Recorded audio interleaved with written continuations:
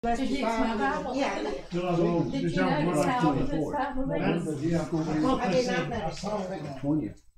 This was 20. presented to me from the That person Presbyterian you were just people. talking about. I was kind of saying, Yeah, I was a year she was I was she seemed First a time. good bouncing good lady morning. when I saw her out front. Remember the third And, one. so I backed the cake and took it in there, and hopefully they enjoyed that Saturday. See if his ears on today. I doubt it. And he's as obnoxious every day. Good morning. I asked if you had What's your so ears good on. about that? We are in Romans chapter 7. Remind me of where we have been. Ooh. Got several Broad hours. scopes, right? 1 through 3 is Condemnation. condemnation. All sinners. We're all sinners, Even right? them and us. Yep. Even them, yeah. All them people are sinners, but also all us people are sinners. Right? And then we got to justification. That's why we can just go do what we want to, because we're justified. No. So that's the rhetorical question, right? So we have been justified. It's just as if we had not sinned. We are now free from that. And part of the question, which I'm sure came up from people who were arguing against him, either as an argument against him or, well, oh, this sounds like fun. Now that you told me this gospel, is this, well, now we can do anything. Antinomianism against the law. Now that we don't have the law, we just get to do whatever we want, right? So now we're in the sanctification section. He's just been saying, no, we can't do everything we want. And he used an image, a sort of metaphor, right? What was that metaphor? Do you remember? At the end of chapter 6.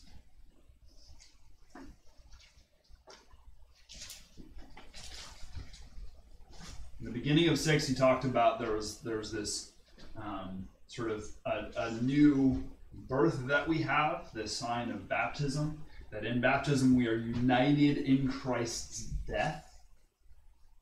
And now we're united in Christ's death, we're also united in his life. And we are slaves. We were slaves to sin, now we're slaves to righteousness. So again, it's not just that we're freed from sin, but we're freed to righteousness. Right? It's not that we are slaves that have been emancipated. We are slaves who have changed their master. Right? Now he says, okay, ultimately this metaphor doesn't necessarily work, right? I'm speaking in human terms, but this is a way for us to understand it. Now he's going to go into another example of this same sort of new life, but it's not just you get to do whatever you want. It's something else. So we'll pick up in chapter 7. You need Bibles that are over there? Chapter 7, verse 1. Do you not know, brothers and sisters, for I am speaking to those who know the law. So he switched his audience a little bit, right? He was talking to the Gentiles about slaves. Now who is he talking to? Talking to the Jews. Right, to his brothers and sisters. All right, brothers and sisters, fellow Jewish people, you understand the law. I'm talking to those who are understanding the law. So it's specifically to that audience, part of the audience. For the law is binding on a person only during the person's lifetime. Do you not know? Right? Thus, a married woman is bound by the law to her husband as long as he lives. But if her husband dies, she is discharged from the law concerning the husband. Right? So, in a marriage, right, it's till death do us part. After death, what happens? You're free, right? You're parted. Right. Now, Bound. Now, this is descriptive, not necessarily proscriptive. Just so we know, right? So, if a woman, her husband dies in the first century, right? Especially if she's younger, what is she probably going to do? Remarry. Remarry. Why? She needs a man. Right. For She support. literally does need a man, right? This is way before Broadland. This is way before Bras, right? This is she does need a man. She needs someone because she herself does not have legal rights. She doesn't have all that, she's not able to provide for herself. Unless she has a family who's going to take care of her, and if she's younger, they're not going to want to take care of her, right? So she's probably, most likely, she's going to be married, right? So, verse 3, accordingly, she will be called an adulteress if she lives with another man while her husband is alive. But if her husband dies, she is free from that law. If she marries another man, she is not an adulteress, right? So if she marries another man after her first husband dies, is that a problem? No. If she marries another man while her first husband is still alive and she's married to him, is that a problem? Yeah, right? So that's the point, right?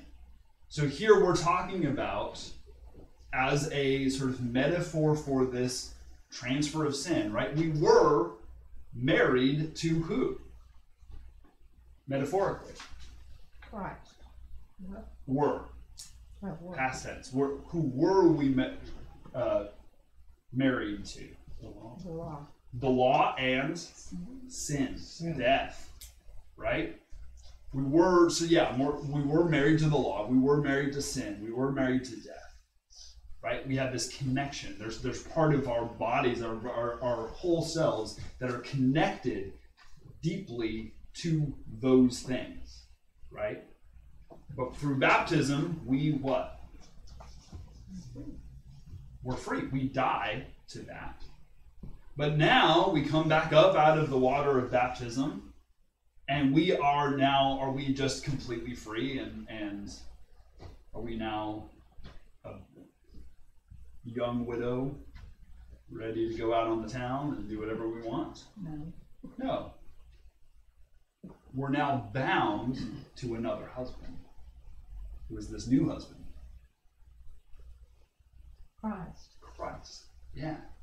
Right? So it's a similar sort of thing, slavery from one master to another. This one's a little bit nicer, right? It's from one husband to another. Right?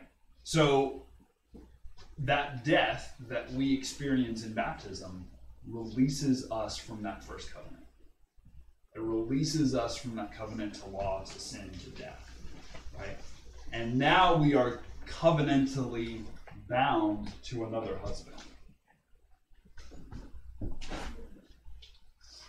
Verse 4, in the same way, my friends, you have died to the law through the body of Christ, so that you may belong to another, to him who has been raised from the dead, in order that we may bear fruit for God. So again, it's not that we're just released from, we're released to. We're not just freed from, we're freed to.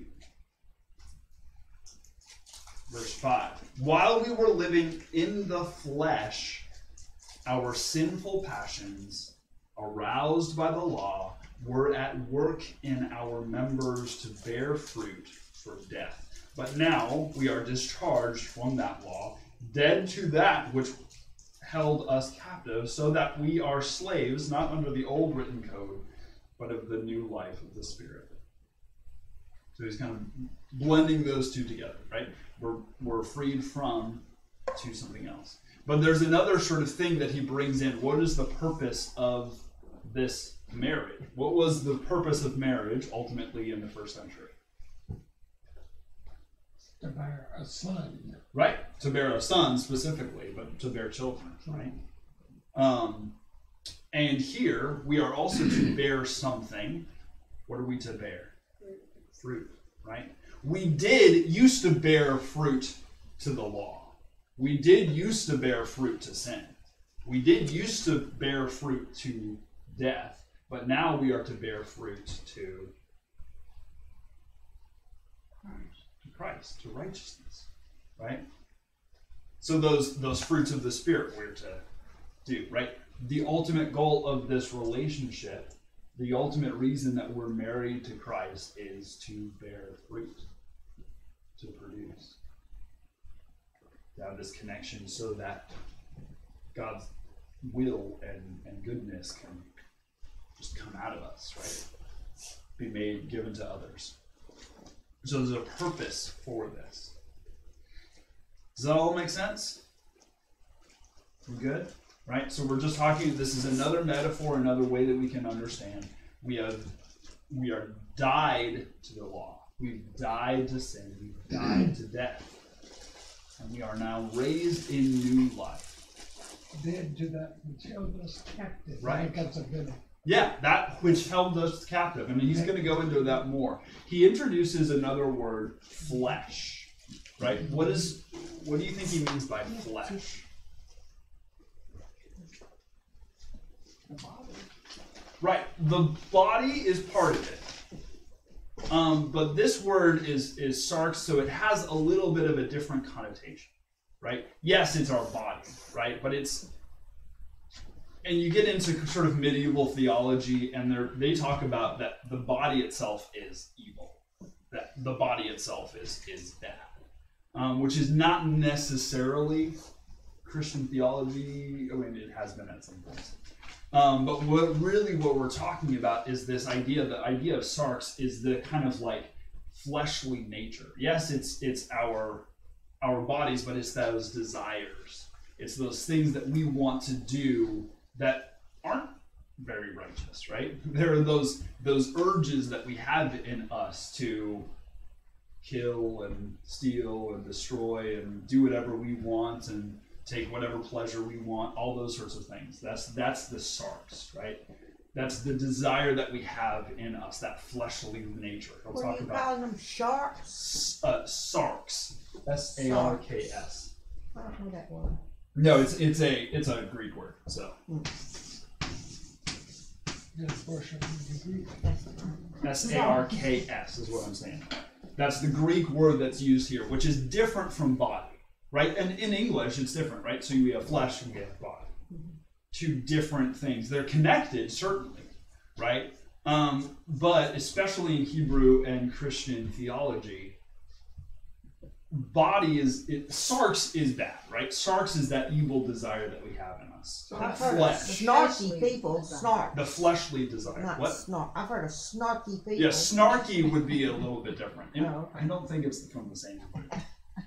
It might be. I can That's an remember interesting. snark. I'll have to look up the etymology of snark. But Yeah. snarky, well, there's a great Lutheran pastor who says that snark is one of the spiritual gifts, and it's something that you can use it in such a way that it can illumine things, but you can also use it in ways that are very not like sarcasm. Yeah, snark and sarcasm are very similar. But anyways, this is sarx. So in Hebrew and Christian theology, metaphysics, right? The fleshly desire, that's bad. Body and spirit, again, the idea that body is bad and spirit is good, right? And they can be disconnected from one another is much more a Greek philosophy sort of thing.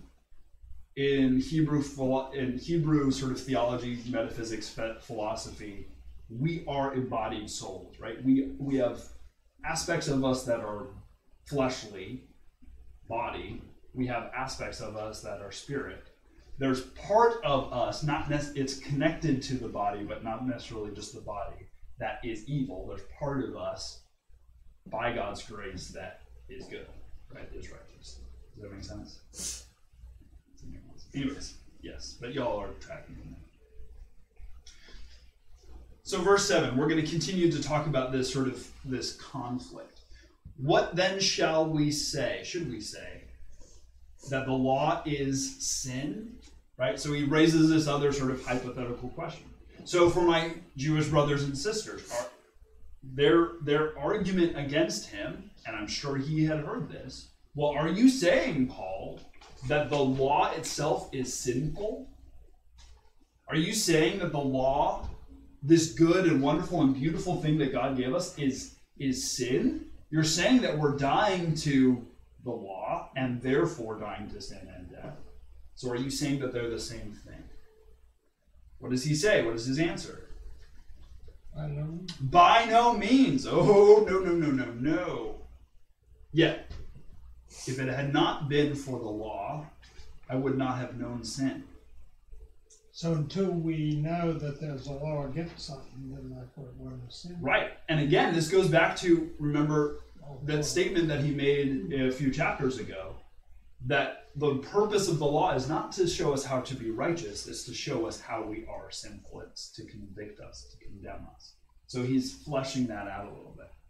It also identifies. It identifies it, right? You name it, and you now know, oh, this is what sin is.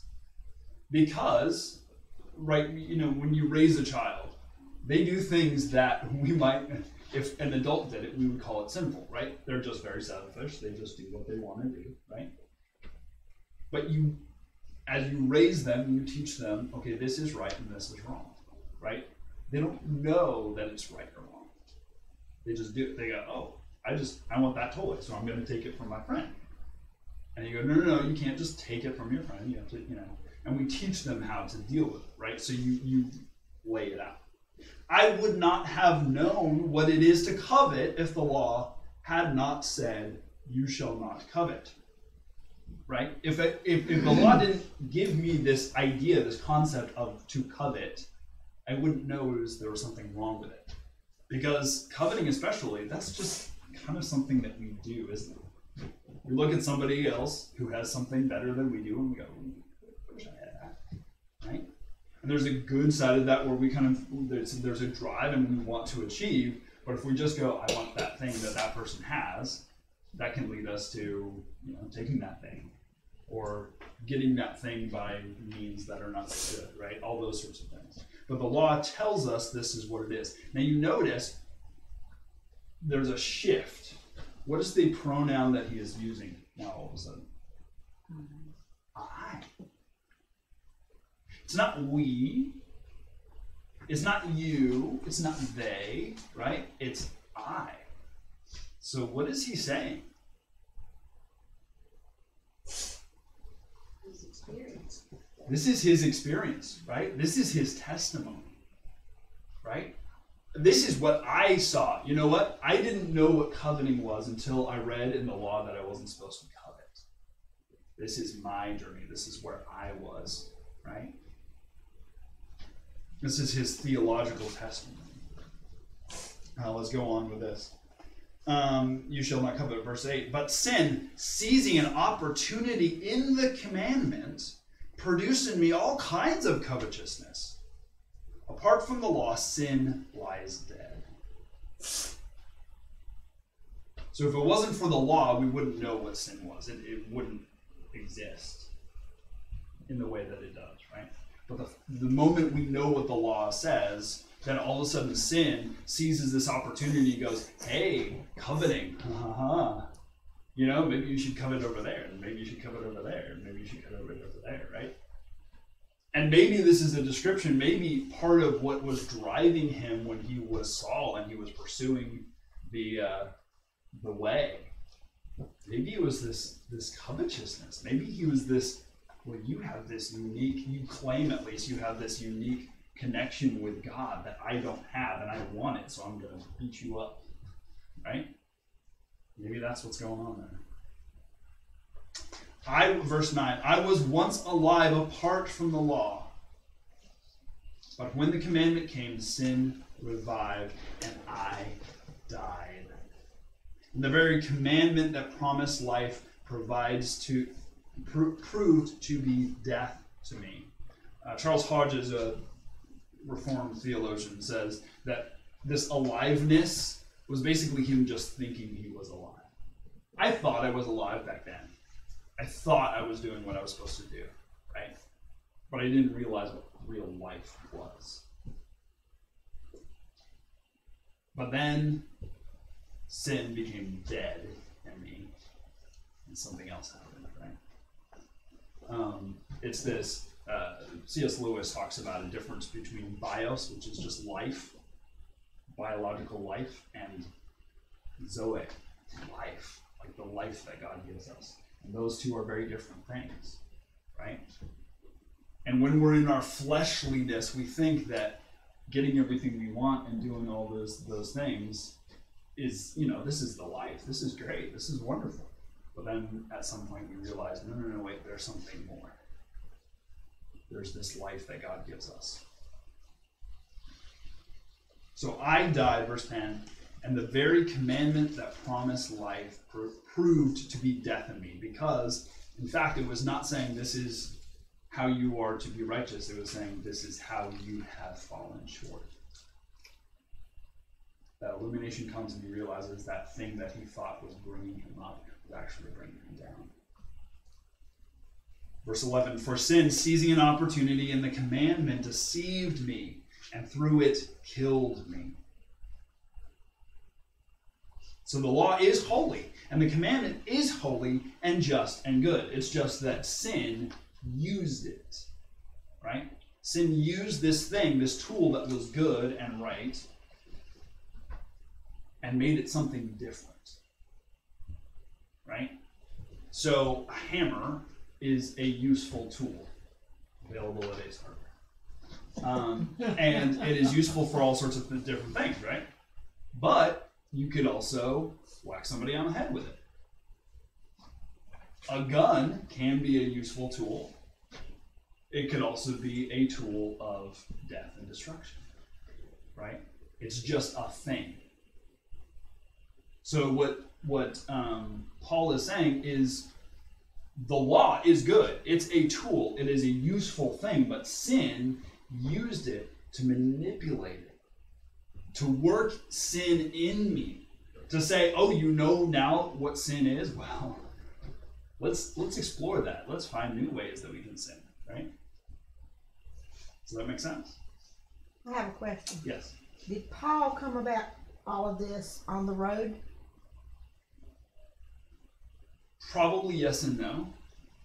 Probably there's a certain amount of this maybe he maybe got it and then has now spent several years unpacking it and figuring it out. I'm trying to figure out how, did he have teachers? Did he have those he could trust to lead him in this new way? Or yes, and also, well, the hard thing of Paul is Paul didn't have Paul. Yeah. Right? Mm-hmm. So he was guided by the Holy Spirit. Mm-hmm. Okay. Now, one of the advantages that he had, and part of the reason I think that God chose him was he had been trained as a Pharisee, so he knew the law in and out, right? So when he talks about the law, he knows what he's talking about, right? And he's not just talking Ten Commandments, he's talking all of it. And he's not just talking Deuteronomy, he's talking all of the extra laws that the Pharisees had added on. He also had been trained rhetorically, right? He knew how to logically think through these things.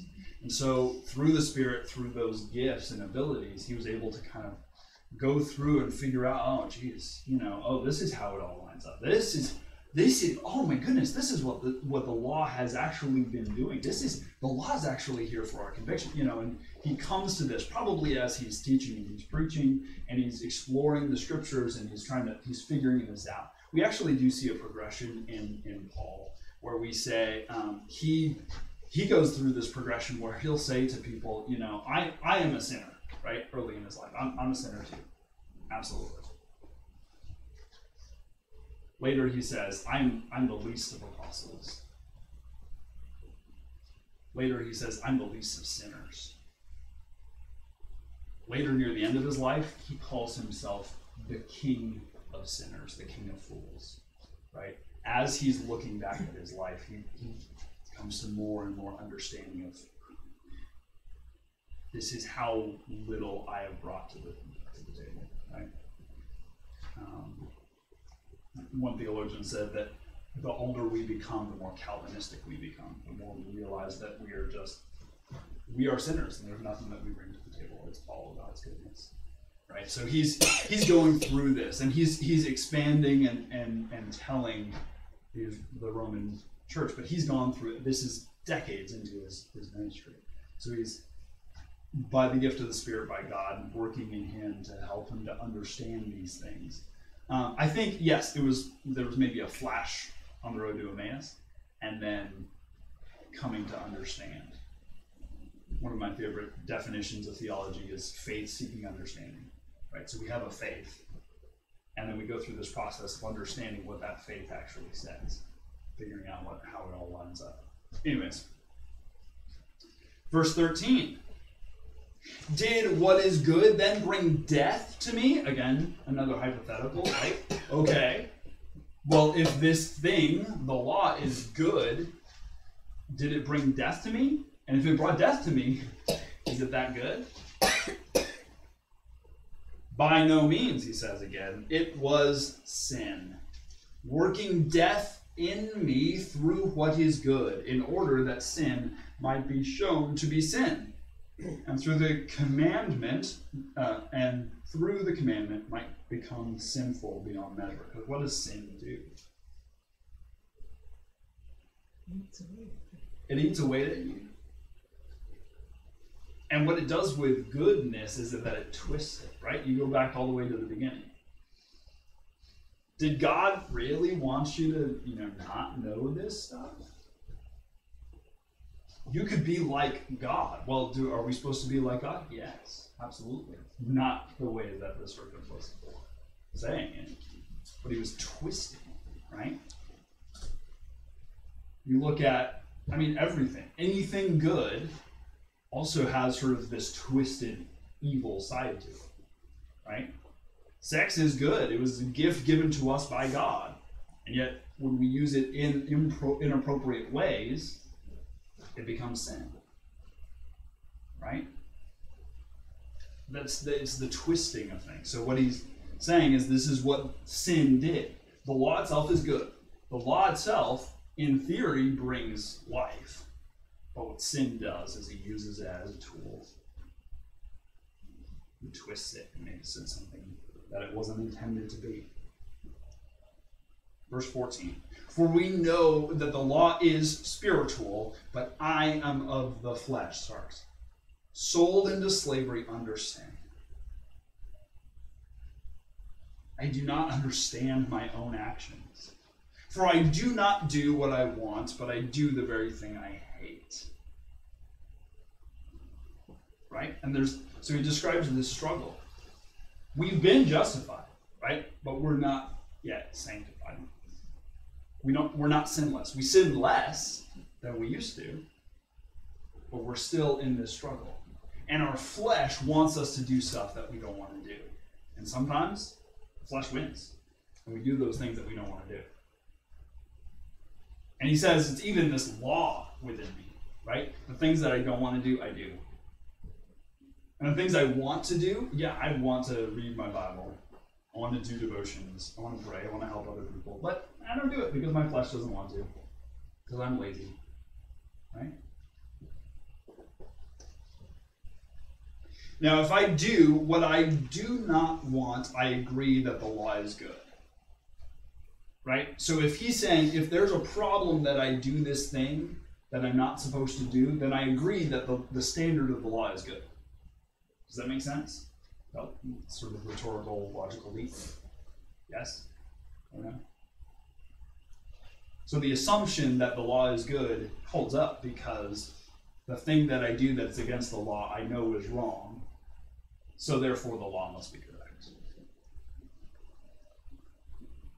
17, but in fact, it is no longer I that do it, but sin that dwells within me. For I know that nothing good dwells within me, that is, in my flesh. I can will what is right, but I cannot do it. For I do not do the good I want, but the evil I do not want is what I do. Now, if I do what I do not want, it is no longer I that do it, but sin that dwells within me.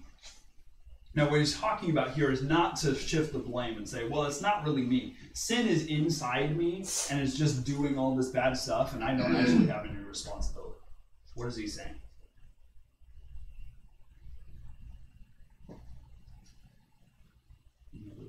He's now come to the realization that it's bad. I guess because of the law, even though that is kind of tangled. Yeah, it's a little bit tangled. What I think he's saying here is that his true self, right, the true self that has been illumined by the grace of God, right, doesn't want to do the stuff that I do, right?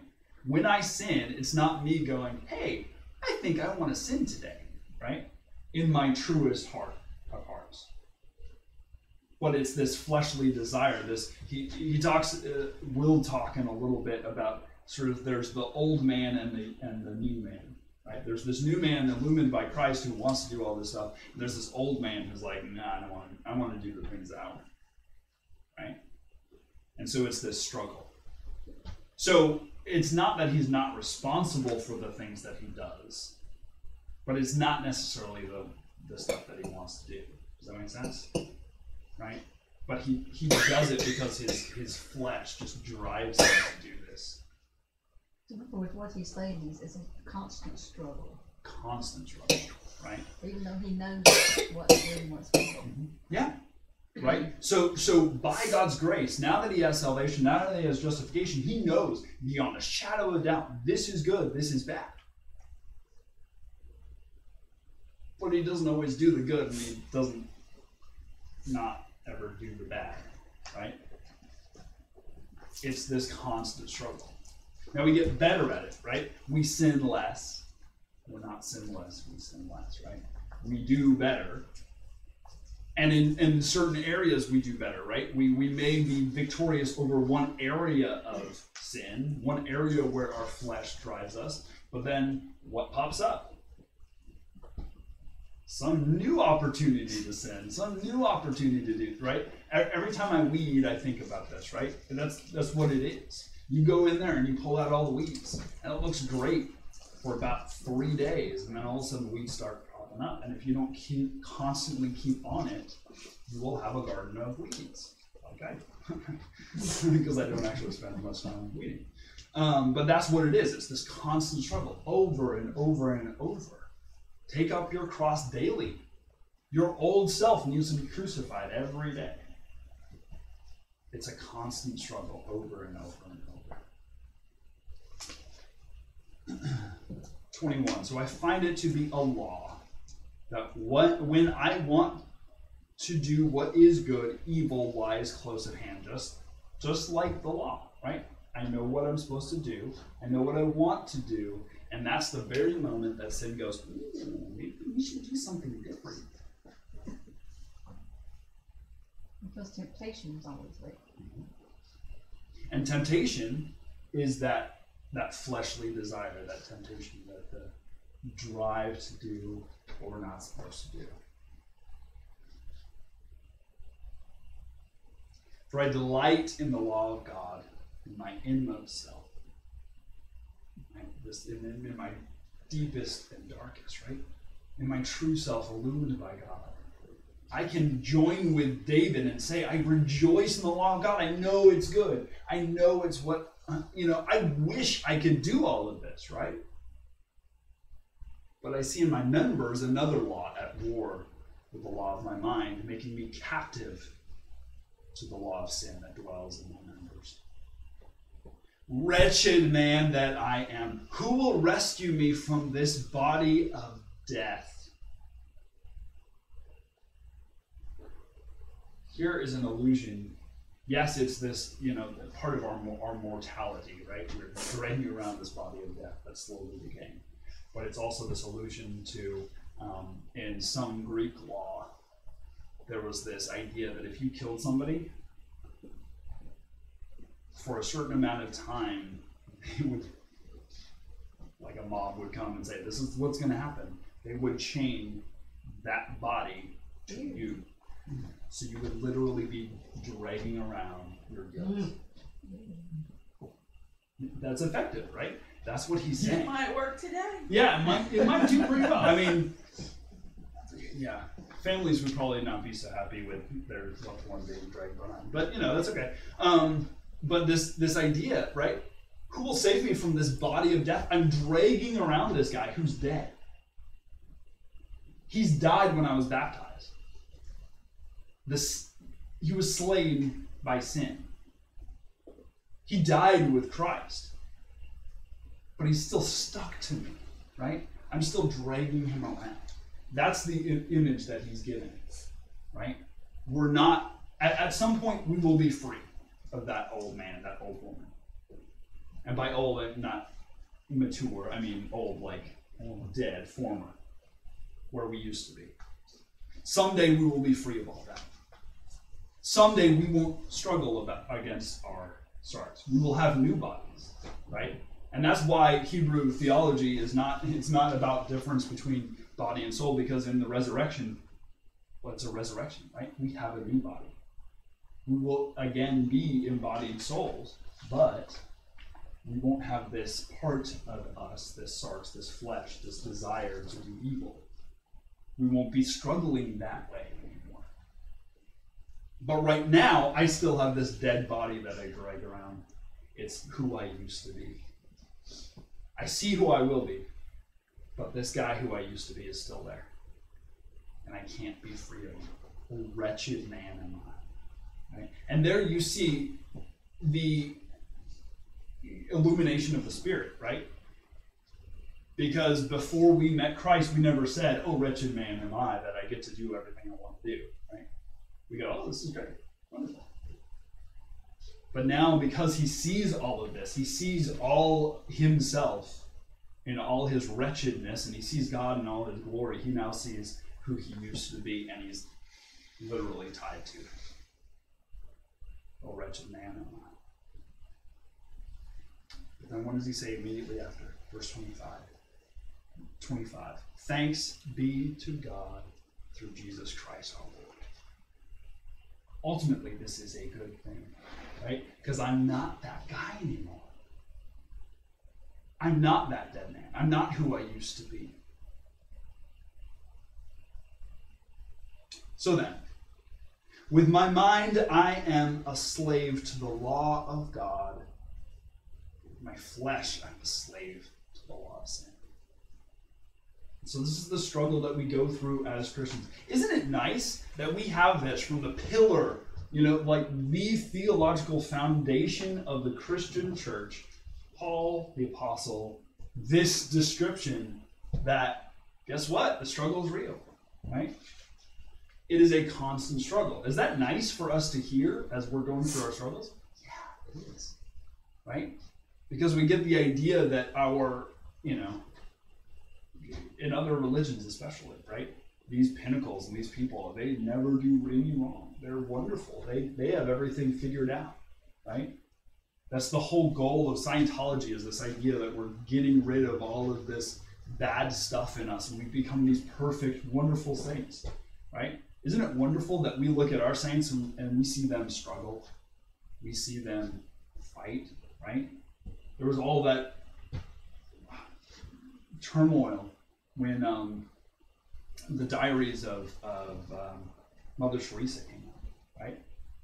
And it was revealed that she had been struggling deeply spiritually in her entire life, right? You look up to someone like this who devotes her entire life. She goes to a different country. She cares for people who are literally untouchable in multiple ways, both culturally and biologically. And then to see that she basically was called at an early point in her life, and it was not until she was very old when God spoke to her again. She just did all of that going, okay, I guess this is what you want me to do. We struggle, we all struggle, we all go through this. And so this is this process, right? We continually push more things onto that dead body. We say, no, that's who I used to be. We may struggle with it, right? We may slay it, we may get rid of it, but there's always something more. There's always more struggle. So we go through this, and we agree that the law is good. We agree that it's something that we want to do. We look at the Bible, and we look at what God's call for us is, and we go, that would be wonderful. That would be so great. That's going to be so great when we can actually do it. But right now, I try a little bit at a time. Right now, I make the kingdom of God present in me and make more of that flesh, more of that sin go away. Does that make sense? Thanks be to God. Let's pray. Lord God, thank you that we are caught in struggle. Thank you that you have not left us where we were, mired in our sin.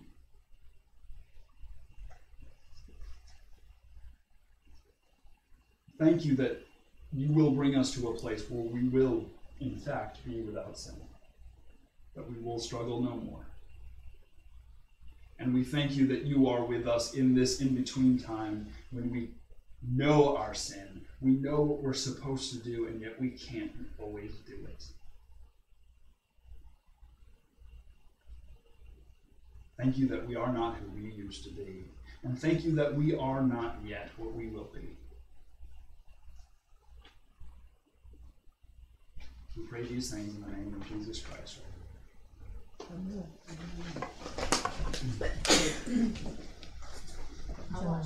You are not, I'm putting this t-shirt in. Okay, good. Where were you? Thank you. I have t-shirts. No, okay.